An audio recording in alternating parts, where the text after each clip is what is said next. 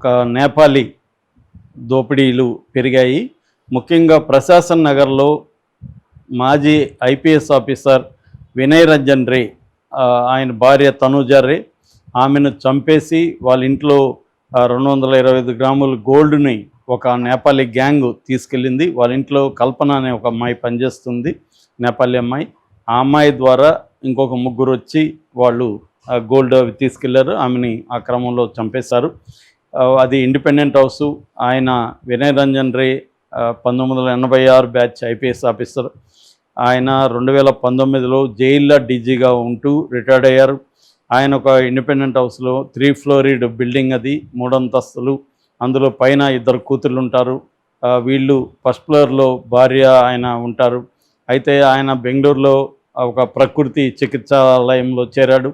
So ఆమె ఒకటే ఉంటుంది ఆ టైంలో. కల్పన 8 నెలలుగా వాళ్ళ ఇంట్లో పనిచేస్తుంది, చాలా బాగా పనిచేసేది. యాక్చువల్గా వినయ్ రంజన్ రే వాళ్ళ అమ్మ కోసం ఆ అమ్మాయిని తీసుకొచ్చారు, కానీ ఆమె 2 నెలలకు ముందు చనిపోయింది. చనిపోయినాక కూడా భార్యకు తోడుంటుంది, బాగా పనిచేస్తుందని ఆ అమ్మాయిని పెట్టుకున్నారు. అయితే ఆ అమ్మాయి ముందుగా ప్లాన్ చేసి ఈ దొంగతనం చేసి ఆమెను చంపేసింది. కూతుళ్ళు 3 గంటల వరకు మేల్కొని ఉండి లేటుగా 9:15 అలాగా మెయిడ్ వచ్చిన, బయట నుంచి మెయిడ్ కూడా వస్తుంది వాళ్ళ ఇంటికి. ఆ మెయిడ్ వచ్చినప్పుడు బెల్లు కొట్టినప్పుడు లేచారు. లేచొస్తే మామూలుగా అమ్మ అర్లీగా లేస్తుంది, ఈరోజు ఎందుకు లేదని చూస్తే ఆమె చనిపోయి పడుంది. తర్వాత పోలీసులకు ఇన్ఫామ్ చేశారు. సివి ఆనంద్ డీజీపీ, సజ్జనార్ వీళ్ళందరూ వచ్చారు. ఇంకా దాదాపు 8 నుంచి 10 బృందాలని పోలీసులను ఏర్పాటు చేసి వెతికారు. ఇప్పుడు వాళ్ళు గత వారం నుంచి పోలీసుల అదుపులోనే ఉన్నారని, వాళ్ళని ఎన్కౌంటర్లో చంపి ఒక భయభ్రాంతం చేస్తే కానీ నేపాలీ గ్యాంగ్స్ చెప్పిన మాట వినవు అన్న పద్ధతిలో ఎన్కౌంటర్ చేస్తారా? ఎందుకంటే సజ్జనార్ ఇన్వాల్వ్ అయ్యాడంటేనే అందరికీ ఎన్కౌంటర్ చేస్తాడేమో, ఎందుకంటే ఆయనకి ఎన్కౌంటర్ స్పెషలిస్ట్ అనే ఉంది, అంత చేస్తాడేమో అనేది ఉంది. పైగా ఈయన మాజీ ఐపీఎస్ కాబట్టి, మాజీ ఐపీఎస్ ఇంట్లోనే వీళ్ళు దొంగతనం చేశారంటే ఇలాంటి వాళ్ళకి మామూలుగా చెప్తే కుదరదు అని చెప్పి ఇలాంటి ట్రీట్మెంట్ ఇవ్వాలని అనుకుంటున్నట్టుగా వార్తలు వస్తున్నాయి.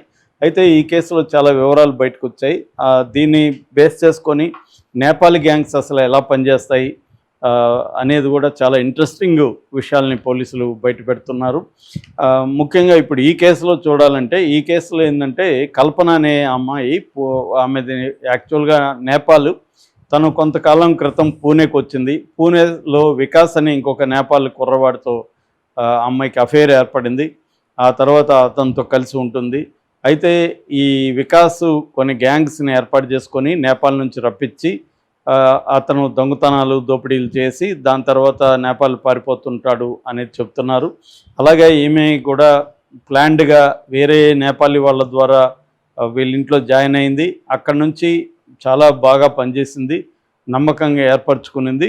8 నెలలు పనిచేసిన తర్వాత 3 కుర్రాళ్ళని పిలిపించి ముందు రెక్కి అవన్నీ చేయించి ఎట్లా ఇంట్లోకి రావాలి, ఎట్లా తీసుకెళ్ళాలి, ఇవన్నీ చేసి ప్లాన్డ్గా చేశారు. దాని తర్వాత చేసిన తర్వాత అరౌండ్ 1:32 ఆ ప్రాంతంలో జూబ్లీ హిల్స్ నుంచి ఆటో తీసుకొని నాంపల్లి వెళ్ళారు. అక్కడ తెలంగాణ ఎక్స్ప్రెస్ ఎక్కి కాజీపేటలో దిగారు. కాజీపేటలో డబ్బులు పంచుకున్నారు. మొత్తం వీళ్ళు 8 మంది గ్యాంగ్ అని చెప్తున్నారు.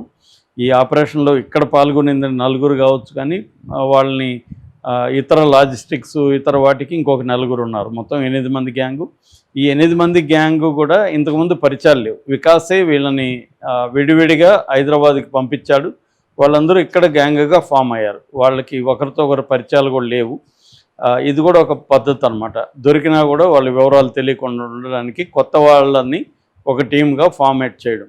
సో ఇది చాలా ప్రొఫెషనల్ గ్యాంగ్స్ అందరూ చేస్తారు. సో అలాగే వీళ్ళు కాజీపేటలో దిగి ఇది పంచుకున్నారు. పంచుకున్నాక 4 రకాల ట్రైన్స్ ఎక్కి 4 వైపులా వెళ్ళిపోయారు. అందులో సునీల్ అనేవాడిని ముంబైలో పట్టుకున్నారు పోలీసులు. సునీల్ అనేవాడు భార్యతో సహా ముంబైలో పారిపోవడానికి ట్రై చేస్తున్నాడు. అట్లాగే ఈ అమ్మాయి కూడా పూణేలో పట్టుబడింది, కానీ వికాస్ మాత్రం ఆల్రెడీ నేపాల్ వెళ్ళిపోయాడని చెప్తున్నారు. ఇంకొంతమంది కూడా దొరికారని చెప్తున్నారు. వీళ్ళందరినీ ఎన్కౌంటర్లో లేపేస్తారా ఏంటి పరిస్థితి? ఎందుకంటే దొరికినట్టుగా వార్తలు వచ్చినా కూడా 4-5 రోజులు అయినా కూడా ఇప్పటివరకు వాళ్ళు అరెస్టు చూపించలేదు, కేసు దీన్ని పెట్టి మేజిస్ట్రేట్ దగ్గరికి వీళ్ళని తీసుకెళ్ళలేదు, అంటే రిమాండ్ పెట్టట్లేదు. సో ఆ అనుమానాలు అయితే వస్తున్నాయి. ఇక ఇది జరిగిన వారం లోపలే ఇంకొక పెద్ద దోపిడీ జరిగింది. మే 12, 13 అది కౌకూర్ అనే ప్లేస్లో జరిగింది, జవహర్ నగర్ పోలీస్ స్టేషన్ పరిధిలో. అక్కడ ప్రొఫెసర్ మురళీమోహన్ 68 ఏళ్ళు, ఆయన భార్య డాక్టర్ విజయలక్ష్మి, వీళ్ళిద్దరు ఉంటారు.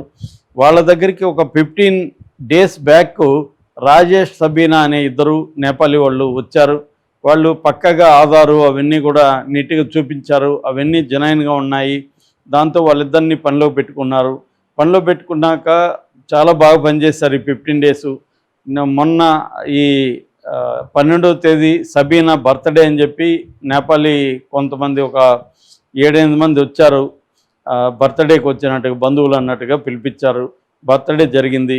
దాని తర్వాత ఈ డాక్టర్కి వాళ్ళ హస్బెండ్ మురళీ మోహన్కి వీళ్ళు ఎప్పట్లాగే జ్యూసులు అవేవో ఇచ్చారు, మిల్క్. వాటిలో వీళ్ళు మత్తుమందు కల్పించేశారు. మత్తుమందు కల్పించేసి వాళ్ళ ఇంట్లో 5 మంది వాళ్ళ ఇంట్లోకి వెళ్ళి 60 తులాల బంగారు, 20 కేజీల వెండి, 30,000 క్యాషు, $3,000, 2 సెల్ ఫోన్లు ఇవన్నీ ఎత్తుకొని పరారైపోయారు. వీళ్ళకి మధ్యాహ్నం ఎప్పుడో స్పృహ వచ్చింది. అప్పటి వరకు వాళ్ళని ఎవరు కూడా పట్టించుకోలేదు.